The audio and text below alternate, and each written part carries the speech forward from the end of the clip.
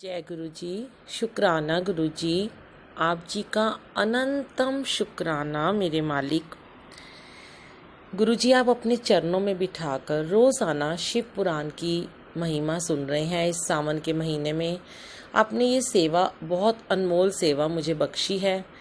अनंत काल तक ये सेवा लेते रहिएगा। ओम नमः शिवाय, शिव जी सदा सहाय। ओम नमः शिवाय, गुरु जी सदा सहाय। जय गुरु जी, वाहे गुरु जी। ओम नमः शिवाय। शुक्राना गुरु जी। अगला अध्याय शुरू।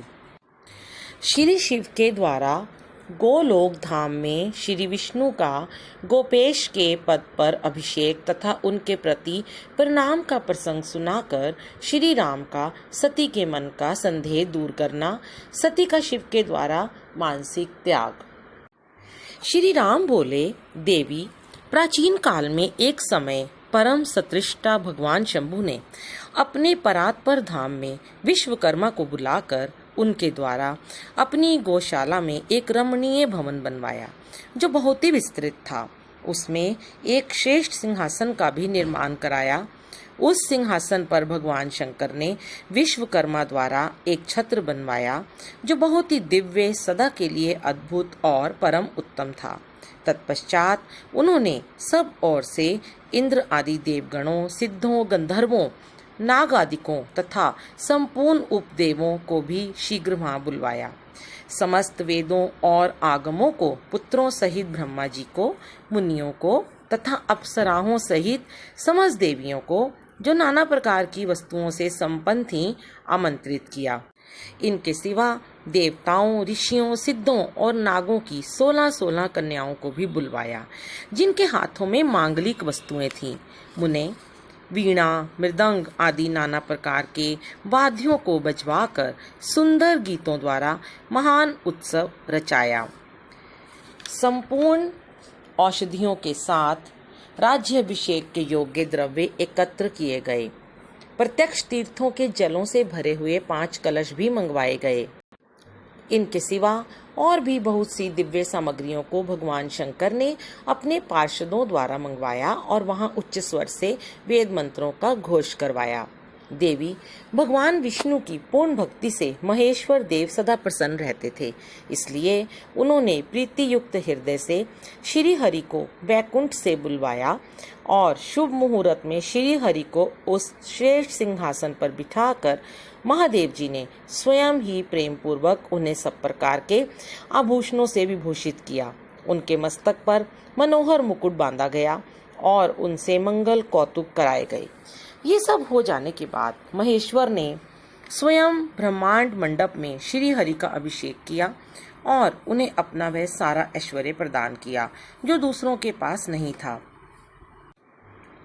तदनंतर स्वतंत्र ईश्वर भक्त वत्सल शंभु ने श्री हरि का स्तवन किया और अपनी पराधीनता, भक्त परवशता को सर्वत्र प्रसिद्ध करते हुए वे लोककर्ता ब्रह्मा से इस प्रकार बोले। महेश्वर ने कहा, लोकेश, आज से मेरी आज्ञा के अनुसार ये विष्णु हरि स्वयं मेरे वंदनीय हो गए। इस बात को सभी सुन रहे हैं। तात, तुम संपूर्ण देवता आदि के साथ इन श्री हरि को प्रणाम करो और ये वेद मेरी आज्ञा से मेरी ही तरह इन श्री हरि का वर्णन करें। श्री रामचंद्र जी कहते हैं, देवी, भगवान विष्णु की शिव भक्ति देखकर प्रसन्न चित्त हुए वरदायक भक्त वत्सल रुद्रदेव ने उपयुक्त बात कहकर स्वयं ही श्री गरुड़ ध्वज को प्रणाम किया। तदनंतर ब्रह्मा आदि देवताओं, मुनियों और सिद्ध आदि ने भी उस समय श्री हरि की वंदना की। इसके बाद अत्यंत प्रसन्न हुए भक्तवत्सल महेश्वर ने देवताओं के समक्ष श्री हरि को बड़े बड़े वर प्रदान किए। महेश बोले, हरे, तुम मेरी आज्ञा से संपूर्ण लोकों के कर्ता, पालक और संहारक हो। धर्म, अर्थ और काम के दाता तथा दुर्नीति अथवा अन्याय करने वाले दुष्टों को दंड देने वाले हो। महान बल पराक्रम से संपन्न जगत पूज्य जगदीश्वर बने रहो। सम्रांगन में तुम कहीं भी जीते नहीं जा सकोगे। मुझसे भी तुम कभी पराजित नहीं होगे। तुम मुझसे मेरी दी हुई 3 प्रकार की शक्तियां ग्रहण करो। एक तो इच्छा आदि की सिद्धि, दूसरी नाना प्रकार की लीलाओं को प्रकट करने की शक्ति और तीसरी तीनों लोकों में नित्य स्वतंत्रता। हरे, जो तुमसे द्वेष करने वाले हैं वे निश्चय ही मेरे द्वारा प्रयत्न पूर्वक दंडनीय होंगे। विष्णु, मैं तुम्हारे भक्तों को उत्तम मोक्ष प्रदान करूंगा। तुम इस माया को भी ग्रहण करो जिसका निवारण करना देवता आदि के लिए भी कठिन है तथा जिससे मोहित होने पर यह विश्व जड़ रूप हो जाएगा। हरे, तुम मेरी बाईं भुजा हो और विधाता दाहिनी भुजा है। तुम इन विधाता के भी उत्पादक और पालक होगे। मेरा हृदय रूप जो रुद्र है वही मैं हूँ, इसमें संशय नहीं है। वह रुद्र तुम्हारा और ब्रह्मा आदि देवताओं का भी निश्चय ही पूज्य है। तुम यहाँ रहकर विशेष रूप से संपूर्ण जगत का पालन करो। नाना प्रकार की लीलाएं करने वाले विभिन्न अवतारों द्वारा सदा सबकी रक्षा करते रहो। मेरे चिन्मय धाम में तुम्हारा जो यह परम वैभवशाली और अत्यंत उज्जवल स्थान है वह गोलोक नाम से विख्यात होगा। हरे, भूतल पर जो तुम्हारे अवतार होंगे वे सबके रक्षक और मेरे भक्त होंगे। मैं उनका अवश्य दर्शन करूंगा। वे मेरे वर से सदा प्रसन्न रहेंगे। श्री रामचंद्र जी कहते हैं, देवी, इस प्रकार श्री हरि को अपना अखंड ऐश्वर्य सौंपकर उमा वल्लभ भगवान हर स्वयं कैलाश पर्वत पर रहते हुए अपने पार्षदों के साथ स्वच्छंद क्रीड़ा करते हैं। तभी से भगवान लक्ष्मीपति वहां गोप वेश धारण करके आए और गोप गोपी तथा गौओं के अधिपति होकर बड़ी प्रसन्नता के साथ रहने लगे। श्री विष्णु प्रसन्नचित हो समस्त जगत की रक्षा करने लगे। वे शिव की आज्ञा से नाना प्रकार के अवतार ग्रहण करके जगत का पालन करते हैं।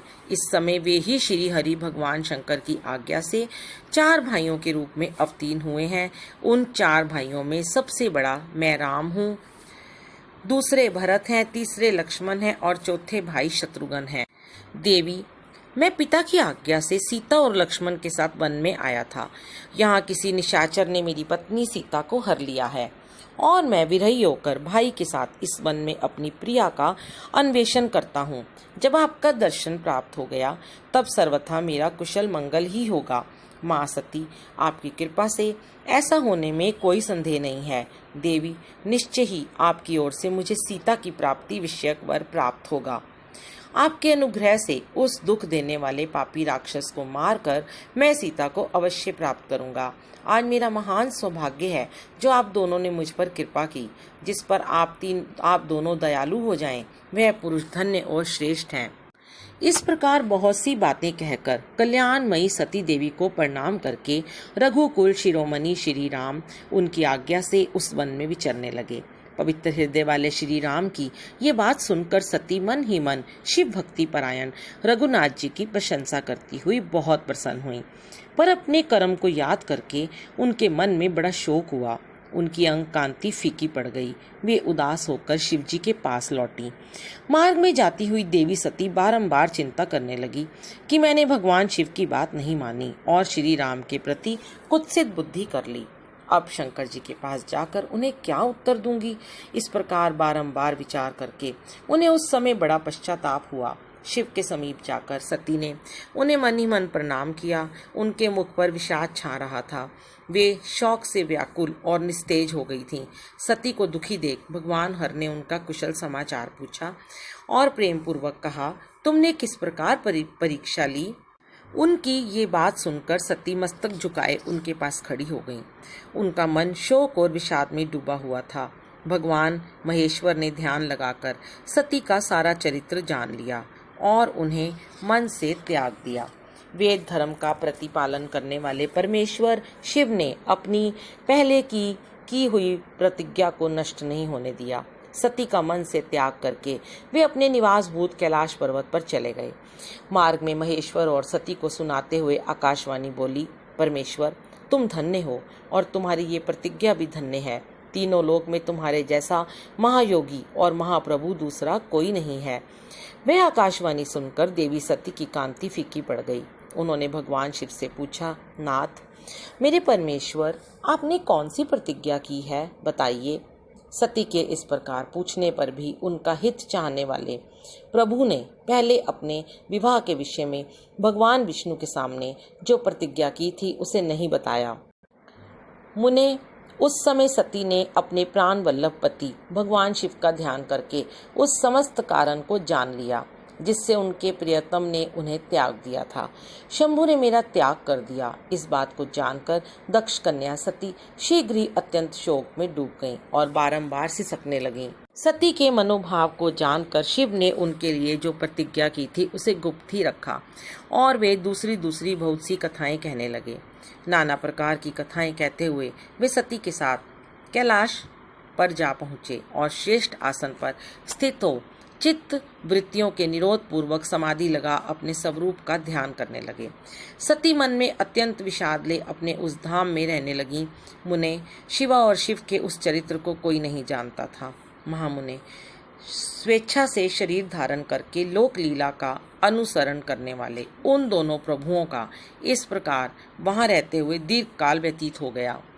तत्पश्चात उत्तम लीला करने वाले महादेव जी ने ध्यान तोड़ा। ये जानकर जगदम्बा सती वहां आईं और उन्होंने व्यथित हृदय से शिव के चरणों में प्रणाम किया। उदार चेता शंभु ने उन्हें अपने सामने बैठने के लिए आसन दिया और बड़े प्रेम से बहुत सी मनोरम कथाएं कहीं। उन्होंने वैसी ही लीला करके सती के शोक को तत्काल दूर कर दिया। वे पूर्ववत सुखी हो गईं। फिर भी शिव ने अपनी प्रतिज्ञा को नहीं छोड़ा। तात, परमेश्वर शिव के विषय में ये कोई आश्चर्य की बात नहीं समझनी चाहिए। मुनि लोग शिवा और शिव की ऐसी ही कथा कहते हैं।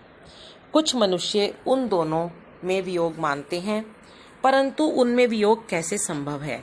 शिवा और शिव के चरित्र को वास्तविक रूप से कौन जानता है? वे दोनों सदा अपनी इच्छा से खेलते और भांति भांति की लीलाएं करते हैं। सती और शिव वाणी और अर्थ की भांति एक दूसरे से नित्य संयुक्त हैं। सती और शिव वाणी और अर्थ की भांति एक दूसरे से नित्य संयुक्त हैं। उन दोनों में वियोग होना असंभव है। उनकी इच्छा ही उनमें लीला वियोग हो सकता है। प्रयाग में समस्त महात्मा मुनियों द्वारा किए गए यज्ञ में दक्ष का भगवान शिव को तिरस्कार पूर्वक शाप देना तथा नंदी द्वारा ब्राह्मण कुल को शाप प्रदान, भगवान शिव का नंदी को शांत करना। ब्रह्मा जी कहते हैं, नारद, पूर्व काल में समस्त महात्मा मुनि प्रयाग में एकत्र हुए थे। वहां सम्मिलित हुए उन सब महात्माओं का विधि विधान से एक बहुत बड़ा यज्ञ हुआ। उस यज्ञ में सनकादि सिद्धगण, देवर्षि, प्रजापति, देवता तथा ब्रह्मा का साक्षात्कार करने वाले ज्ञानी भी पधारे थे। मैं भी मूर्तिमान महातेजस्वी निगमों और आगमों से युक्त हो सपरिवार वहां गया था। अनेक प्रकार के उत्सवों के साथ वहां उनका विचित्र समाज जुटा था। नाना शास्त्रों के संबंध में ज्ञान चर्चा एवं वाद विवाद हो रहे थे। मुने, उसी अवसर पर सती तथा पार्षदों के साथ त्रिलोक हितकारी सृष्टिकर्ता एवं सबके स्वामी भगवान रुद्र भी वहां आ पहुँचे। भगवान शिव को आया देख संपूर्ण देवताओं, सिद्धों तथा मुनियों ने और मैंने भी भक्ति भाव से उन्हें प्रणाम किया और उनकी स्तुति की। फिर शिव की आज्ञा पाकर सब लोग प्रसन्नता पूर्वक यथास्थान बैठ गए। भगवान का दर्शन पाकर सब लोग संतुष्ट थे और अपने सौभाग्य की सराहना करते थे। इसी बीच में प्रजापतियों के भी पति प्रभु दक्ष, जो बड़े तेजस्वी थे, अकस्मात घूमते हुए प्रसन्नता पूर्वक वहां आए। वे मुझे प्रणाम करके मेरी आज्ञा ले वहां बैठे। दक्ष उन दिनों समस्त ब्रह्मांड के अधिपति बनाए गए थे, अतएव सबके द्वारा सम्मानीय थे, परंतु अपने इस गौरवपूर्ण पद को लेकर उनके मन में बड़ा अहंकार था, क्योंकि वे तत्व ज्ञान से शून्य थे। उस समय समस्त देव ऋषियों ने नतमस्तक हो स्तुति और प्रणाम के द्वारा दोनों हाथ जोड़कर उत्तम तेजस्वी दक्ष का आदर सत्कार किया।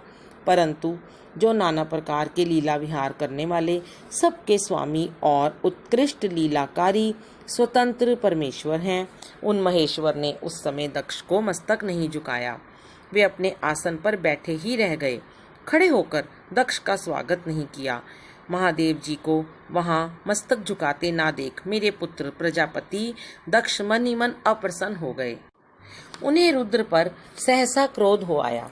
वे ज्ञान शून्य तथा महान अहंकारी होने के कारण महाप्रभु रुद्र को क्रूर दृष्टि से देखकर सबको सुनाते हुए उच्च स्वर से कहने लगे।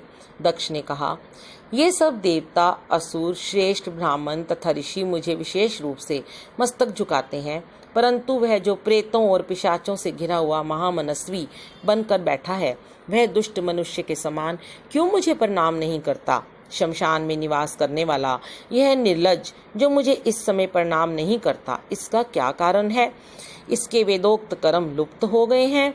ये भूतों और पिशाचों से सेवित हो मतवाला बना फिरता है और शास्त्रीय विधि की अवहेलना करके नीति मार्ग को सदा कलंकित किया करता है। इसके साथ रहने वाले या इसका अनुसरण करने वाले लोग पाखंडी, दुष्ट, पापाचारी तथा ब्राह्मण को देखकर उद्दंडता पूर्वक उसकी निंदा करने वाले होते हैं।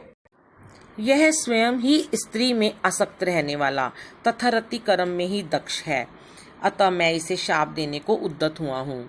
यह रुद्र चारों वर्णों से पृथक और कुरूप है, इसे यज्ञ से बहिष्कृत कर दिया जाए। ये शमशान में निवास करने वाला तथा उत्तम कुल और जन्म से हीन है, इसलिए देवताओं के साथ यह यज्ञ में भाग ना पाए। ब्रह्मा जी कहते हैं, नारद, दक्ष की कही हुई ये बात सुनकर भृगु आदि बहुत से महर्षि रुद्रदेव को दुष्ट मानकर देवताओं के साथ उनकी निंदा करने लगे। दक्ष की बात सुनकर नंदी को बड़ा रोष हुआ।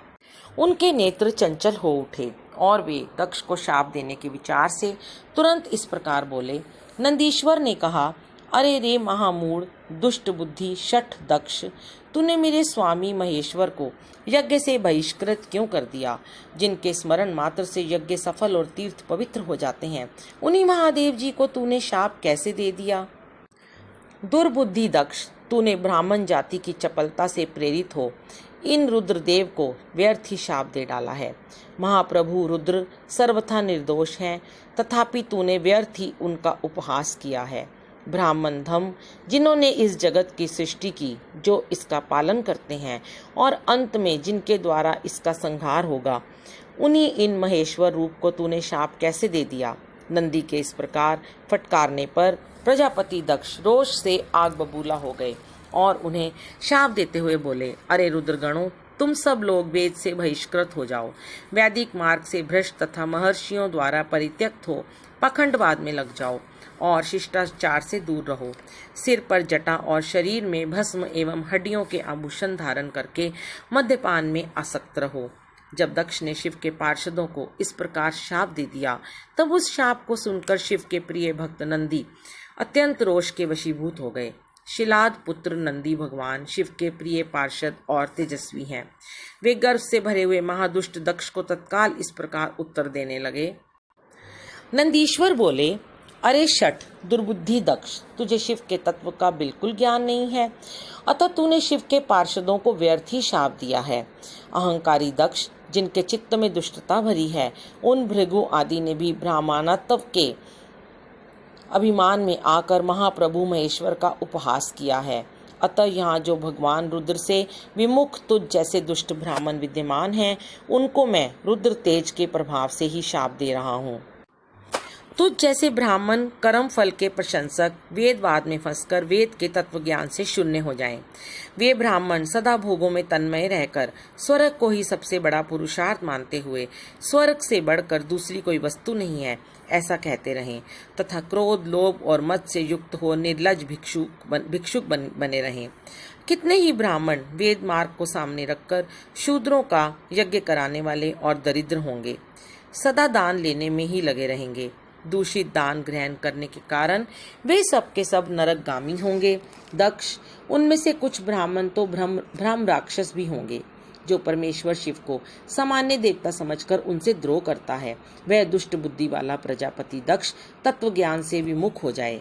यह विषय सुख की इच्छा से कामना रूपी कपट से युक्त धर्म वाले गृहस्थ आश्रम में आसक्त रहकर कर्म कांड का तथा कर्म फल की प्रशंसा करने वाले सनातन वेदवाद का ही विस्तार करता रहे।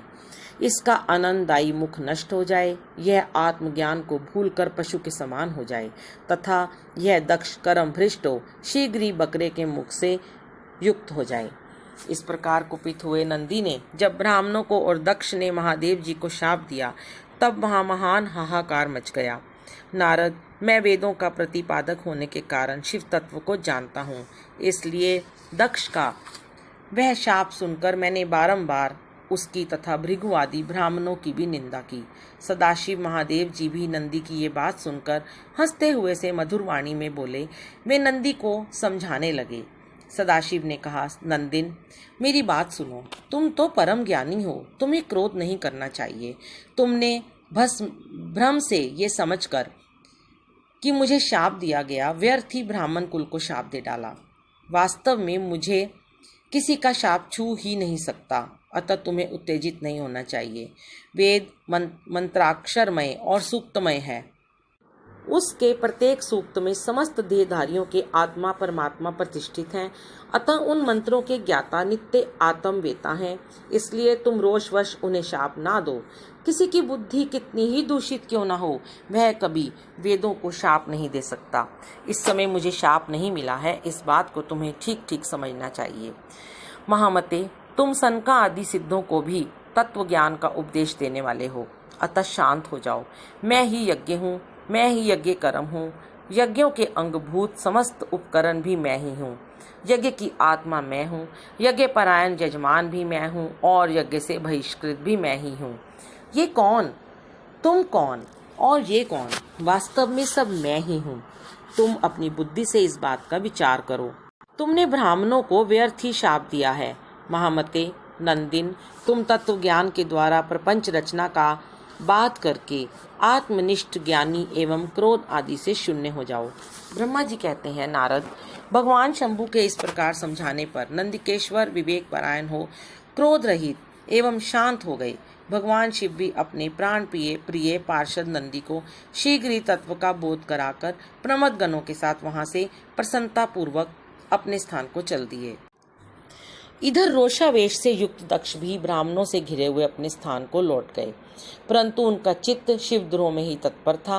उस समय रुद्र को शाप दिए जाने की घटना का स्मरण करके दक्ष सदा महान रोष से भरे रहते थे। उनकी बुद्धि पर मूढ़ता छा गई थी। वे शिव के प्रति श्रद्धा को त्याग कर शिव पूजकों की निंदा करने लगे। तात नारद, इस प्रकार परमात्मा शंभु के साथ दुर्व्यवहार करके दक्ष ने अपनी जिस दुष्ट बुद्धि का परिचय दिया था, वे मैंने तुम्हें बता दी। अब तुम उनकी पराकाष्ठा को पहुंची हुई दुर्बुद्धि का वृतांत सुनो।